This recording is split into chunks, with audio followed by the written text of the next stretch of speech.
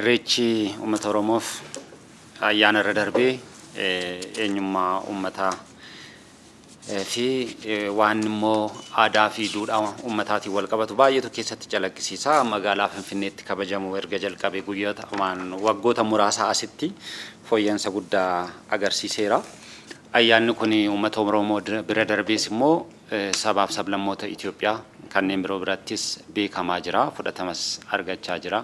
Magaalaa Finfinnee keessatti immoo ayyaanni kun innaa kabajamu gammachuudhaan kabajamu irra darbee immoo qaama dinagdees akka ta'u kaayeffateeti baazaariin kun fi agarsiisni kun kan qophaa'u eventii fi promoshiniin hagarii agarsiisaaf baazaarii irreechaa 2017 qopheessuudhaaf qixaanii jiru. Akkuma argitan isaanidha kan qopheessaa jiru. Nuti gargaaruudhumaaf eventii kanas qindeessuu keessattidha kan qooda fudhachaa jirru.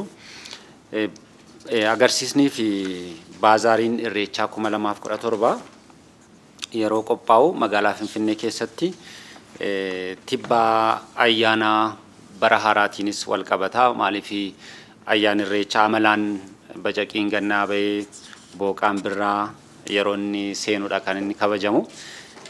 Namnis immoo ayyaana kana kabajaa waan barbaadu bitachaa tajaajilas beeksifachaa akka inni kabajuu fi gara fuulduraattis immoo irreechi aadaa fi duudhaa yookaan eenyummaa uummata Oromoo beeksisuudhaas darbee dinagdee keessattis akka inni gahee qabaatu gochuudhaaf kan kaayeffatedha baazaariin kuni. Baazaarii kana keessatti taateewwan agarsiifamuuf yookaan qophaa'uudhaaf karoorfaman keessaa agarsiisni aadaa isa duraati. Hambaawwan aadaa Oromoo, hojiiwwan harkaa, muuziqaa fi agarsiisa sirboota aadaa garaagaraa of keessaa qaba agarsiisni kuni. Kan biraa baazaariidha. Baazaarii kanaan immoo uffata aadaa ogeessotaan qophaa'an yookaan faayawwan aadaa garaagaraa bakkitti agarsiifamuun qophaa'a. Kunis agarsiisa bal'aadha. Dabalataanis immoo baankonni, dhaabbileen riil isteetii fi dhaabbileen biizinasii garaagaraa tajaajilaaf oomisha isaanii iddootti agarsiifatan qophaa'ee fi isaanis achitti maamiltoota isaanii faana wal arganii tajaajilaa fi oomisha isaanii itti gurguratu jechuudha.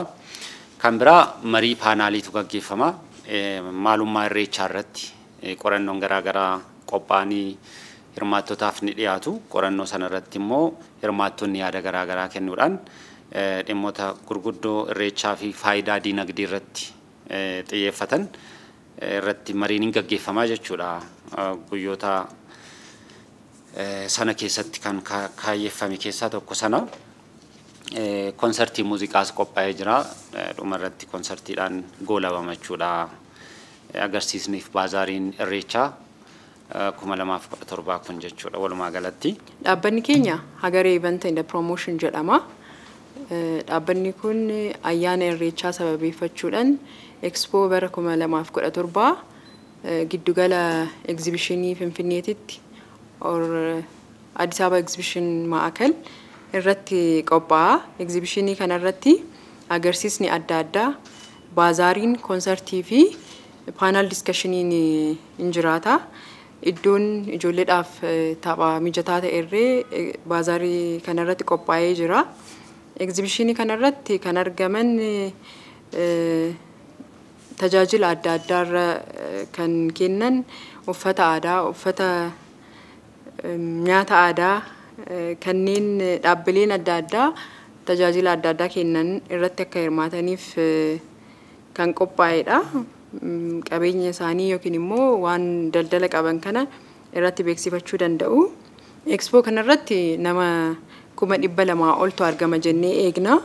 Namoonni kunis namoota biyya keessa jiraatan, turistoota fi diiyaaspooraawwan garaagaraa ayyaana kana kabajuudhaaf irree dhufan irratti akka argaman eegaa jirra jechuudha. Akkuma namni baay'een beeku irreechi Finfinnee kabajamuu kan eegale dhiyoodha. Baay'ee dhiyoodha.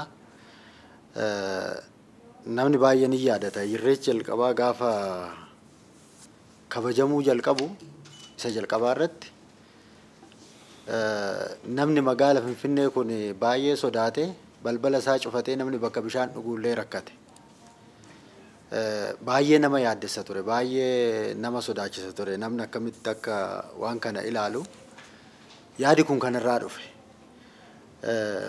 magaalaa Finfinnee sabaaf sablammoota hedduutu jiraata, nama hedduutu jiraata. Akka carraa gaariitti akka fudhatan maaliif hin hojjennu? Faayidaa diinagdee isaaniif fidu magaalaa kanaaf fidu akka hubatan maaliif hin hojjennu kan jennu irraa kan dhufe. Kanaaf maal godhuudha kan nuti bara jalqabaa kanatti karoorsine mana nyaataa gurguddaa warri qaban achitti dhaqanii uummata bal'aa kana irreecha kabajuu dhufu kana oomisha isaanii tajaajila isaanii yoo itti gurguratanii kana booda akkamitti fudhatamaa deema irreechi keenya kan jedhu namni hundumti sabaaf sablammiin hundumti Oromoo ta'es kan hin taane sabni kamiyyuu akka carraa gaariitti akka fudhatuuf waan kana hojjechuun barbaachisee jechuudha.